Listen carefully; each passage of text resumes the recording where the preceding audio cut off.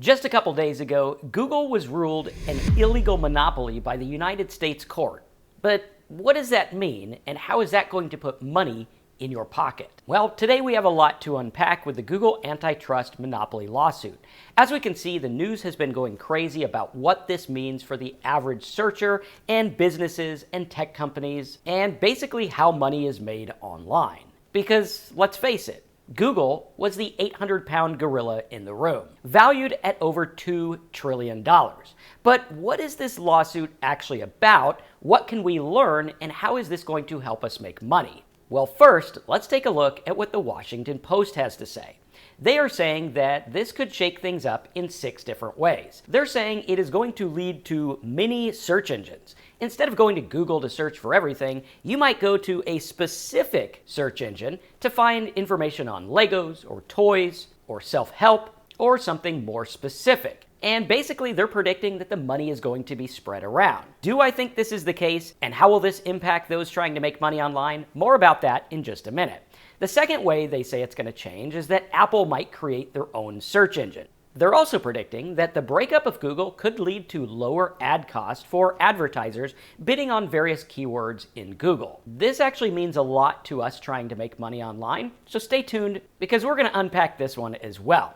Number 4, they say the company could break up into baby Googles, which would mean YouTube, Chrome, and different things would be little businesses in and of themselves. They're also predicting that privacy implications are going to be huge. Where Google has all this massive data about us, maybe that's going to be split into different companies knowing a little bit about us and somehow collaborating. And then, of course, they're saying that there's going to be changes to the Google App Store. Now, a lot of these are speculation, a lot of these are hearsay, but some of these are actually already happening, but nobody noticed yet. So what is this lawsuit really about? Let's break it down and unpack what's really going on here. The United States court ruled that Google is an illegal monopoly. We'll draw a giant business here for the monopoly. And they obtained their monopoly status by paying to play. What does that mean? That means that they went to companies like Apple, companies like computer manufacturer, cell phone manufacturers, and they paid big money to have their tools installed on those apps already. Which means you get a phone, Google is the default search engine. You get a laptop, Chrome is the default browser. You get a new Android tablet, and the default operating system is run by Google. Thus meaning, Google was able to climb the ladder a lot faster than the average person who has no money. Now, in addition to paying to play, they also made a clause that said, well, Apple, if you're going to have an agreement with us, you can't have an agreement with anyone else. You need to stick to us, take our money, promote our products, and keep silent. And that's exactly what happened for many years. Now, there is one caveat here in this lawsuit that I think is very important to mention. And that is that of all the search engines available online, Google does have the best product. Their search engine is most accurate for what we're trying to look for. If you were to use Yahoo, Bing, and all the other search engines, they pale in comparison to the search engine that Google has built. So the fact that the product stands on its own is of no consideration to the court, which is what they're bringing up when they talk about competitive search engines. They want to have more competitive search engines so that other companies can have a chance to break into this multi-trillion-dollar search market.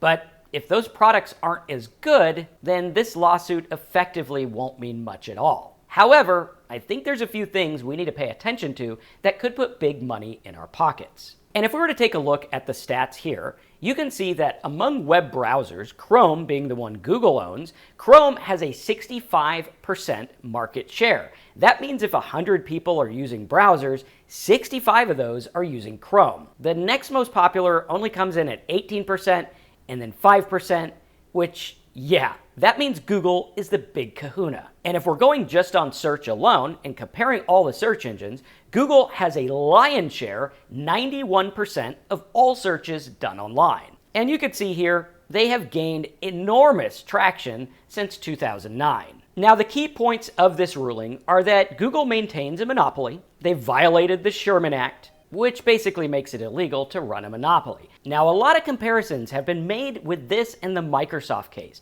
Microsoft did a similar thing where they went to different computer makers like IBM, Dell, and other PC makers and basically paid them or made an agreement where they would put the Microsoft operating system on those computers, thus making it the default and sealing their monopoly and making them billions of dollars. Now, there's something to learn here that is super big for those of you trying to make money online. This is something that very few marketers talk about, but has actually put millions of dollars in my pocket. I'm going to describe that in just a minute. The court also found that these agreements stifled the competition by making the barrier of entry something that you would need millions and millions of dollars to get into. And basically, this lawsuit is about the agreements for integration. More about this in just a minute. Now, this is a huge blow to Google because just a couple of weeks ago, a bunch of companies came out with AI search engines. These AI search engines promised to change the way we search online.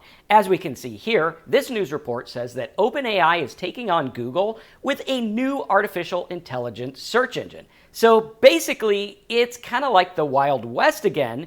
Google is still dominating, but other players are popping up. And this lawsuit opens the path for little search engines to compete with the big dogs. And by big dogs, I mean Google, because there's really only one dog in town, and that be she, or something like that. And if we were to go over to Wikipedia and take a look at the timeline of search engines, when they came out, when they went defunct, or when they got big, or whatever it is, you can see here that quite a few search engines came out right around the turn of the century. Yahoo in 1994, Webcrawler, Lycos, Hotbot, AltaVista, Ask Jeeves, and several others. And these all went by the wayside because of Google's major dominance. They literally swallowed up the competition and ate them for breakfast. And then we can see in 1997, Google opened their doors and became a public search engine for all to use around 1998, or the year I graduated from high school. And I remember back then, knowing how this search engine worked was key to being able to make money online. The knowledge I had back then is what has helped me make millions of dollars online through various different ventures and companies and search engines I've owned and websites and everything like that. So what you're about to learn in this video can and will make you money if used correctly. We can see that lots of search engines came and went since then, and Google was the one that stood out and is now worth over $2 trillion. Now, one thing I do want to note when we get into the money portion of this video is that this lawsuit has paved the way for a lot of venture capital money to go into small search engines, AI search engines, and niche search engines. But what does this mean for us? Well, I want to take you back to the year 2003 when I was about 23 years old, and I started a little website about these happy faces. I found out that these happy faces were looked up quite a bit. They're actually called emoticons. And back when I started with these emoticons, what they had was a toolbar where you'd get all these free smiley faces. Now, in order to get that toolbar, you would have a little search box that you could use that would direct to their search engine, so you'd be searching on that instead of Bing or Yahoo or Google. Let me map it out for you. The toolbar looked like this, and it had a little happy face so people could send happy faces in their instant messenger and in their emails and everything like that. Then over here, it had a search box. They could go in there and type something in like refinance or money or mortgage or how do I get to the nearest Taco Bell or whatever it is. And that would take them to the search engine that was then owned by IAC. This is a company we talk about a lot on this channel. And IAC ran the search engine, and they got paid when people did searches.